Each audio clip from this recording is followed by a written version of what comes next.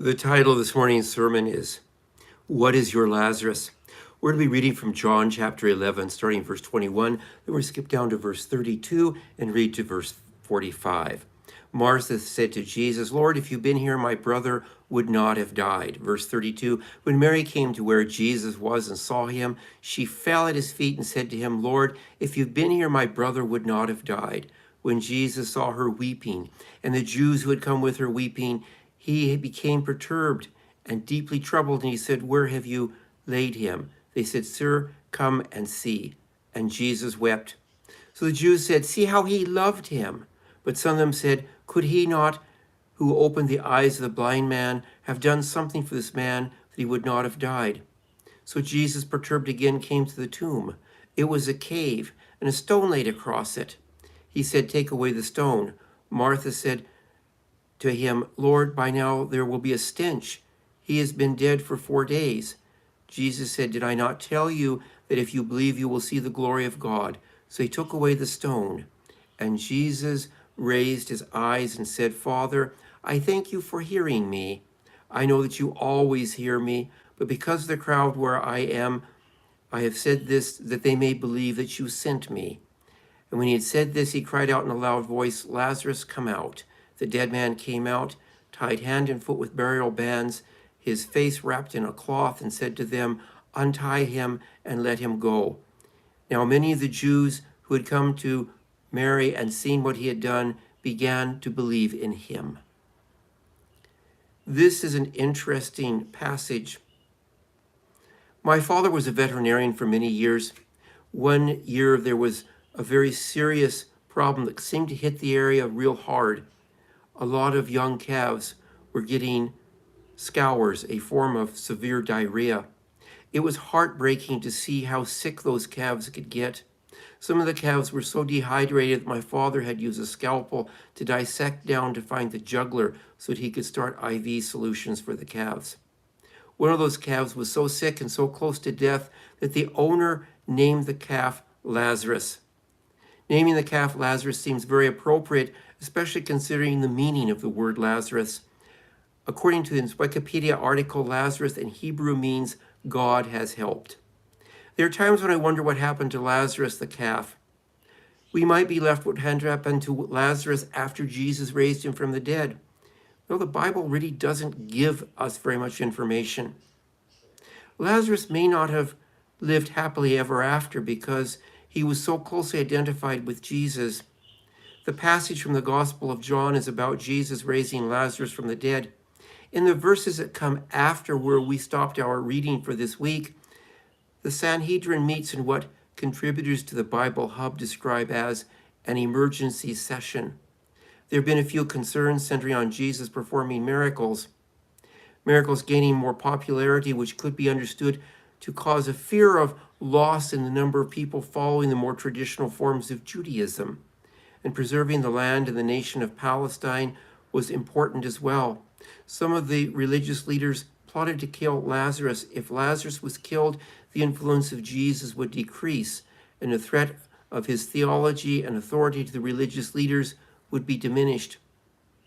The passage in Mark is about religious leaders trying to trick Jesus into saying something that would either diminish his religious authority and reputation, or would place him in a position where he was saying something that could be interpreted as being treasonous by the Roman authorities. That passage in Mark is not one that we've read this morning, but it's one that's in our cycle of readings.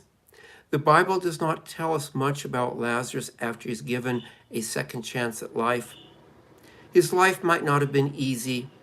Lazarus walked through the shadow of the valley of death twice. There are traditions that hold that Lazarus was sullen and never smiled after Jesus raised him from the dead. An Eastern Orthodox tradition holds that Lazarus fled to Cyprus, where he lived for another 30 years.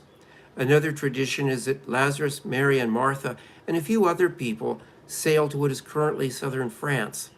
Lazarus might have been more respected in death than in life. A Wikipedia article says that there's a tomb of Lazarus, which is a pilgrimage site. I gather several Christian churches existed either at the tomb or very close to the tomb. And there's currently an Islamic mosque that is at the site of the tomb of Lazarus. And that current mosque that's there was built in about the 16th century. I think the comment that Mary and Martha had been raised, so as a comment and a concern, it's been there from the beginning of time. Lord, if you had been here, my brother would not have died. Basically, Mary and Martha were both saying, if you'd been here, this wouldn't have happened. I remember a colleague of mine who explained this in a way that young children could understand. She said, it's just not fair. People who are going through an experience that is not fair may find that their worldview and their spirituality has been challenged. There are rules that they believe the world is supposed to operate by, and unfortunately, it doesn't always operate that way. Some of those rules could be things like, the world is just. Work hard and you'll be successful. People who are unemployed or homeless did something to deserve that. Positive thinking will make things happen and will make good things happen. People who are faithful to God do not go through hard times. Good people do not get sick. Faith will protect you from disease. After you donate money to the church, you will be blessed financially. Bad things happen to bad people and good things happen to good people. The church is not a place where politics take place. When I was in about grade 5, my parents lost everything they had. The icing on the cake was one of the big factors in them losing everything was a business deal that was probably not real good with a church member. I don't recall a lot about what happened. I think this business deal that kind of went bad and the loss of everything they had challenged many of their assumptions about how life works. Grade 6 found us in a different region of North America, and my family started rebuilding their life. Some of the rules about how the world is supposed to work that maybe aren't all that rational, that don't always work that way, showed up again after I graduated from college. I worked my way through college without getting a student loan.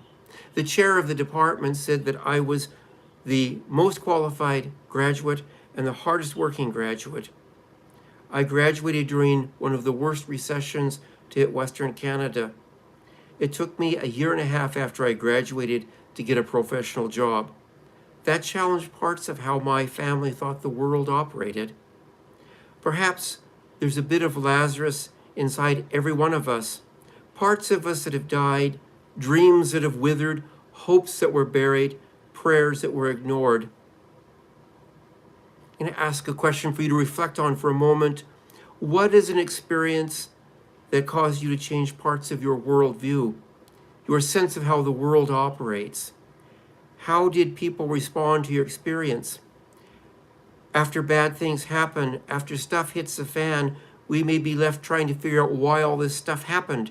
People may try to get some meaning out of what took place. People try to make sense of life whenever something disturbing or stressful happens to them. There's an old Bible text from the Hebrew scriptures. It's one that's become meaningful to me. You meant evil against me, but God meant it for good. This is a line in the story of Joseph. There's a sense that Joseph finds some meaning after his brothers plot to kill him, decide to sell him as a slave, and he is wrongly accused of assault and spends time in jail for a crime he did not commit. And his sense of this seems to be, what you meant for evil, God meant for good. There are times when our "if you'd been there, this would not have happened" moments have a strong spiritual component. In some cases, a challenging event, a Lent period of our life, leads to changes in a person's theology. The process is known as deconstruction. It may be minor, tiny little shifts in our theology. It can be major changes in religious beliefs, resulting in a person moving to a different denomination or possibly leaving organized religion altogether.